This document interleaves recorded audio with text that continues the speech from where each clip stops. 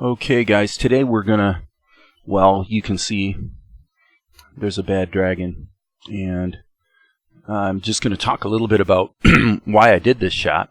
You know what the point is, because it's a diversion or a step sideways from the anime that I've been working on. The whole thing took about, I think, 5 hours or so, and basically what I wanted to do is get back to basics. Basically, get back to basics. Did I just say that? I think I just said that. So, I didn't want to have any camera moves using animation tools.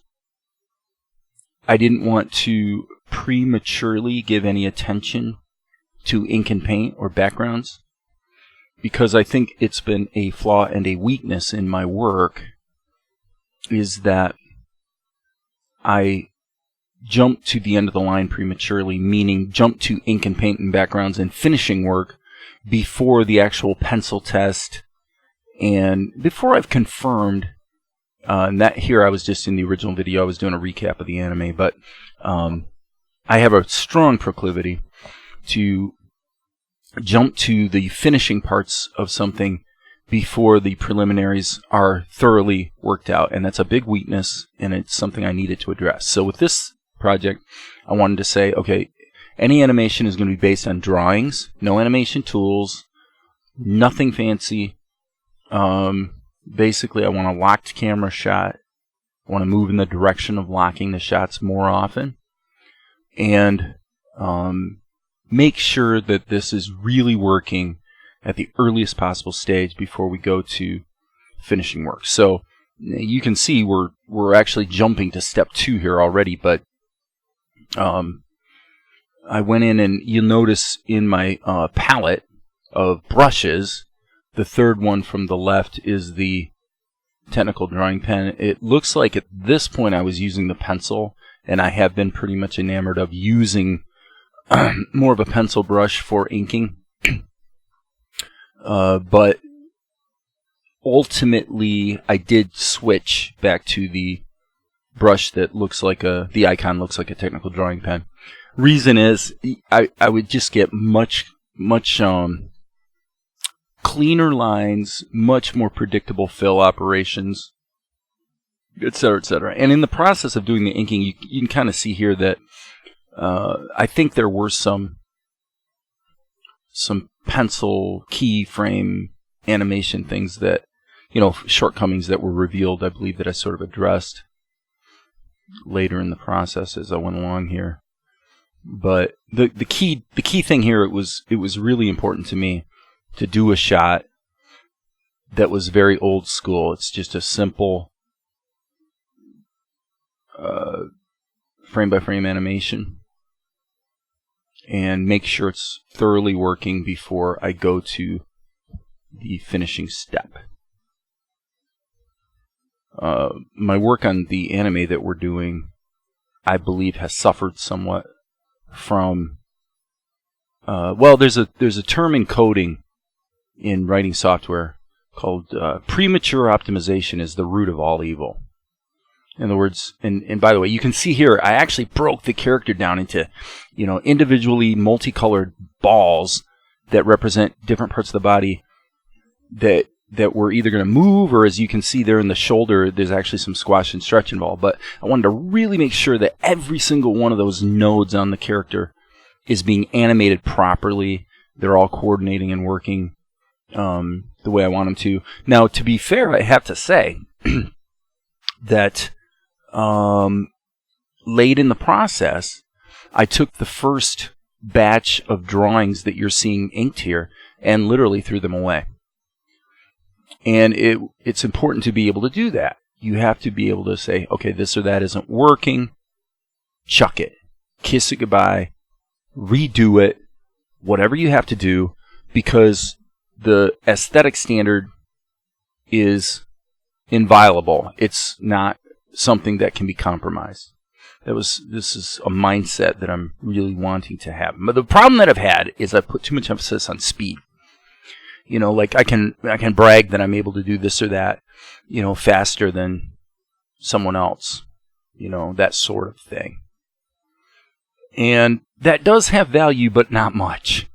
At the end of the day, it doesn't matter how fast you were if the quality's not there. So you've got to put your first and greatest emphasis on quality. So everything you see animated here, by the way, I think it looked pretty good, but from a storytelling standpoint, and this is a really short story, it's only a few seconds, but it just wasn't helping. The extra expressions and keyframes and poses and holds at the beginning of this sequence were doing more harm than good. So even though I like the ink work and all that, I think what happens here as we're watching this, it's going to transition at some point from my first session to my second session. In the second session, I sort of got things cleaned up and much closer to the final form. But, this is all good practice. Just going through and just drawing those individual frames and forcing myself to be a little more meticulous. So, put it this way, there are things about the anime that I'm working on that I think are going well, that I'm doing well. But not all of them.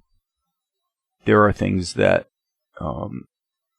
there is a startlingly large number of shots that when I go back and really go through and carefully watch this thing, I realize, this is not as good as I feel it needs to be. It needs to compete favorably with any anime that you might watch. Now, that's a tall order. Maybe we won't reach it all the time, but the thing is, I kind of felt like, okay, so here, by the way, it just transitioned to, you can see a bunch of keyframes at the beginning of the shot disappeared. And I'm also, as you look over here in the brushes, you can see I'm using the technical drawing pen. What happens with the technical drawing pen instead of the pencil is that you have way fewer leaks. You have, when I did the paint work on this, it was very, very fast. There were very few leaks or issues. I mean, it was extremely predictable. So, I did a lot of zooming in, as you see here, to really make sure I'm not chimping on the details. Man, I've got a proclivity to chimp on the details. It's all ego. Honestly, it's ego. It's the ego of wanting to find a reason to say that you're somehow great. I did this really, really fast, or it's just not the way you want to approach life. If you really want to be good at something, you cannot. Well, let me get back to that thing about code. Premature optimization is the root of all evil. Isn't that true about life in general? Well, what would premature optimization be? Would be getting your kudos before you deserve it, right? So yeah, there are some people that are going to look at some of the work I've done that is subpar, and they're going to say, "Wow, that's pretty good." But those aren't the people. First of all, if that work was cut into an actual anime, would it be good enough? You got to really, really be brutally honest about that. And the kind of people that are impressed with subpar work, that's not really who you're needing to impress if you want to be successful in the real world. So you can kind of get away with it. You can kind of get away with it in some contexts. YouTube might be one of them, actually. But, I've looked at some other people that are doing, well, actually, Ed Tadeo is the only one that I can find. He's from the Philippines, and he's a comic book artist who does animation kind of as a hobby, actually. But he's really the only guy I can find on YouTube that's doing pretty impressive work with Krita. Just what I'm doing here. It's frame by frame animation. And, he's a guy that it'd be interesting to work on something together, I think, but, and that's Ed Tadeo. I believe his name is spelled, well, I don't know. You look him up. Ed Tadeo, animation, Krita, you'll find him. So, but yeah, so now here, I wanted to animate the lip on too. So when he hits the hold pose, yes, you can see what's happening. He hits the hold, and then the lips are sort of doing this trembling blah blah blah thing. And then, but the tongue, which I put on a separate layer, I did on ones. So it flicks out like a snake's tongue, and then it, it really shakes kind of quickly, which I thought worked pretty well. One of the things I do find myself over and over liking more and more in Krita is that just the ability to layer and group stuff, creating compositing groups, being able to instantly just duplicate a layer and then make modifications, and if it doesn't go well, you've got the copy right there. I mean, and plus all the images are baked into the Krita file. Unlike OpenToonz, which tends to reference images externally and all the rest. That has its advantage too, but my experience in over a year now of sort of dinking around with animation is that the external referencing and the promise that it holds, which has to do with networking and working with a group and that sort of thing, I think it's an illusion. I think the benefits are basically an illusion. It's better to just keep everything baked together, has been my experience. So now you can see here as I'm going through, there are a few glitches with the fill operations, but not very many. This creature actually filled in pretty efficiently, and I wanted to be really meticulous about going in and doing the hand painting. I guess what I'm been trying to say in different ways here is that this shot was more meticulous, took a little more time, more detail work than most of the shots that I've done in the anime. Yet, I enjoyed it more. I feel better about the final result. It's not perfect. In fact, frankly, I think from the standpoint of framing, the camera angle, I think I probably could have done better. And the reason that happened is simple. I started out wanting to draw the character and animate the character, and I wasn't really thinking about the context that character was residing in.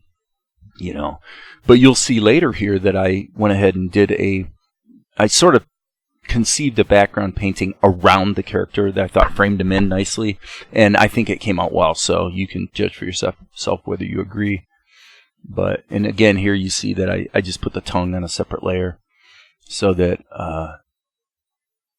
I could animate it on ones without having to duplicate the entire drawing of the dragon over and over and over and over, So, in terms of time, however, we're about halfway through at this point. So, yeah, almost exactly halfway through, maybe a little more. So this is just, the detail work. And then I think what I did here was, I just kind of framed that in and then click, click, click, click, click, very quick to do the fills. I've definitely found that keeping the fills, the lines, the shadows, and various effects or highlights or whatever, all on separate layers is definitely the way to go in Krita. And as I'm watching this, I'm realizing that there's one thing I'd like to add to the final shot that I totally forgot about.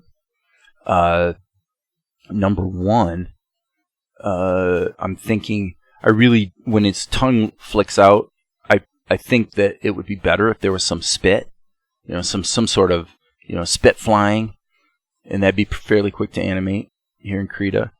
And even, it'd be worth considering doing a fire thing. It's a dragonish type creature. Admittedly, the anatomy is, it's basically like Jack Kirby style. I mean, I'm basically giving an animal a human-ish type of anatomy. And if you look at the old comic book, Jack Kirby's Commandy, The Last Boy on Earth from the 70s, you can look it up, find it on Kiss Comics or whatever, but you see that's one of, as great as Jack Kirby was, one of his definite flaws was he seemed to give everybody the same anatomy, and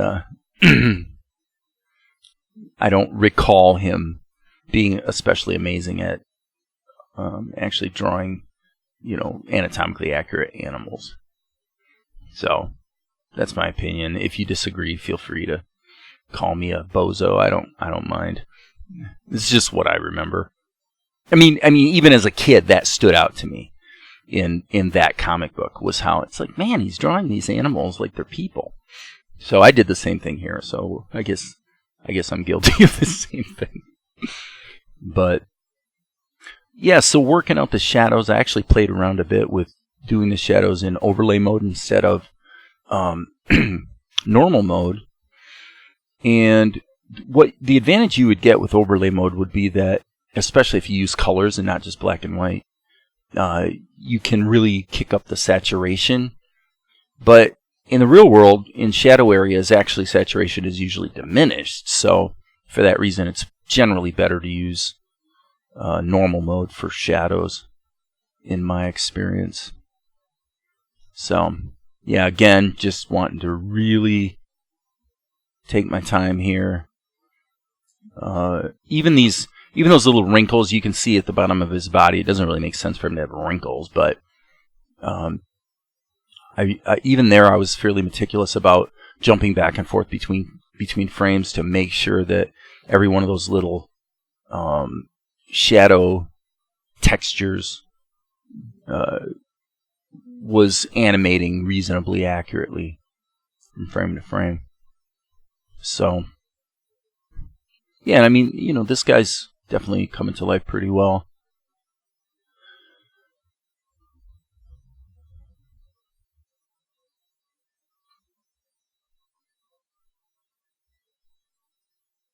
Not a lot to say through here. It's just kind of that busy grunt work of knocking out the shadows, man. And one of the things you do bump into at times is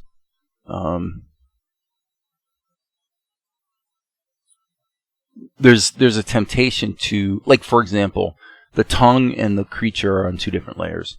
There's a definite temptation to just put all the shadows on one layer and just kind of go with a single layer for the shadows. But what happens is you get into it a ways and you find out that actually can create a problem. And so generally what I've found is it's better if you have any animated elements that are in separate layers, then put them in their own groups so that they're individually composited. And then see right here, I just decided, screw this, I'm going to go in, take the tongue out, and erase any shadows related to the tongue. And now go back, put the tongue in its own group layer, and do the shadows there, and then comp that together. So yeah, definitely a better policy in Krita to keep individual animated elements in separate groups. And then for me, this whole character is in its own group, so you've got several nested groups. But it just makes it really, really efficient to organize your work and get predictable results. Because the compositing, which obviously inherit alpha is an important part of this so that you can't go outside the lines when you're painting shadows. If the layers are in a group, then that group is actually composited separately, and then that composited result is composited over the other layers that the group is over top of. I hope that made sense. So essentially, grouping in Krita creates compositing groups that behave pretty much the way intuitively you would hope that it would. Now, there was something weird here with the eye. I'm not even sure what went on there, but I do know I had to go through and actually paint in the whites of the eyes. I just did it on a separate layer and then baked it down. That's another thing I like about Krita, is you can very quick, like right there, I put the guy in some sort of futuristic indoor environment, and I'm like, it's just to see what it would look like. I knew I probably would throw it away. So then I went back to my original idea, which was, okay, let's just block this in with a solid color that's a sort of a dark mid-tone, and then we'll just go in and paint over it and try to build up the textures and the three-dimensionality of it, which for me, by the way, is kind of hard because I'm flat two-dimensional cartoony art is way easier for me than painting.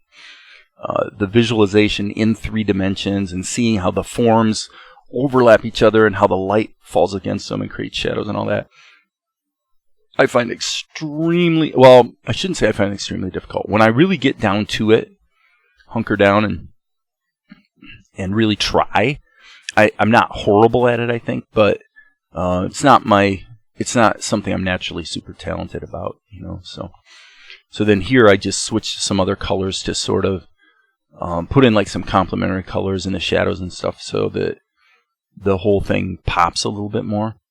And then I think what just happened was I removed the pencil drawing so that I could see better what I was doing, you know, with highlight and shadows.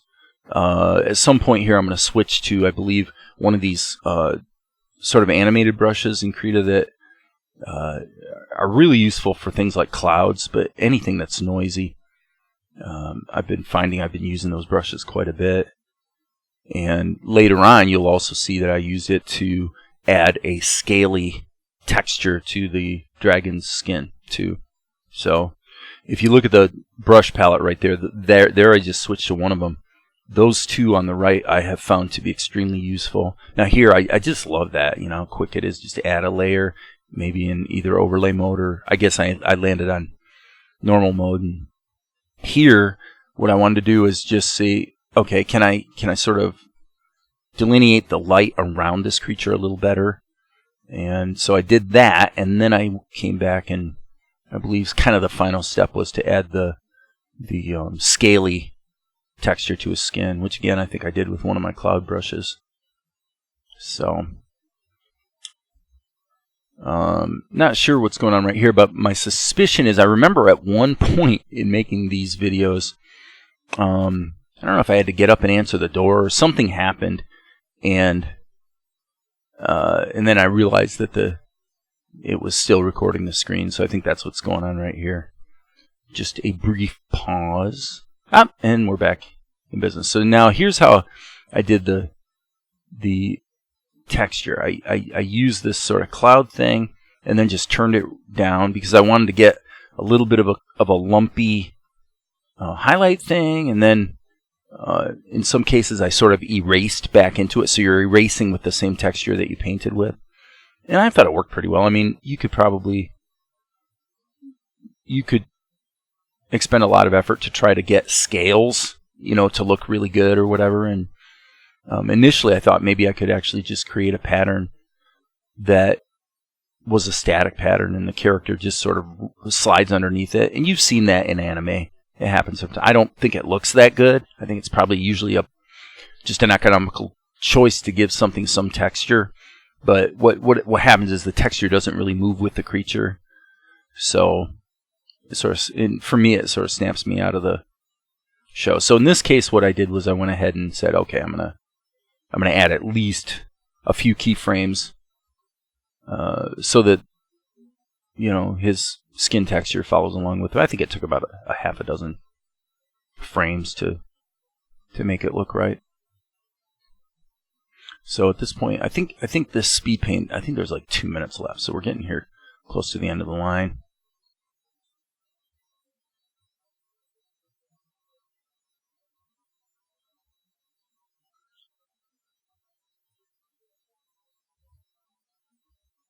So I'm trying to remember here. I thought there was a spot here in the middle where I realized there were sort of some keyframes missing. But maybe I'm remembering wrong. Okay, yeah, so this is just like the test.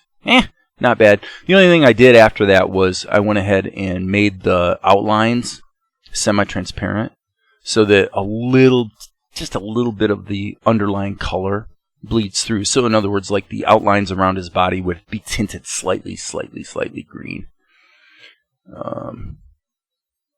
Because when you do a fill, I've got the fill set to expand like 2 pixels. So since the fill is on a separate layer, you know that color is underneath the lines. So if the lines are made a little bit transparent, you can see the color bleeding through a little bit. Just so everything's not like solid black all the time, you know. Okay, and I think we're getting pretty close here to running a preview. Yep, couple little last minute tweaks, and I think we're good to go.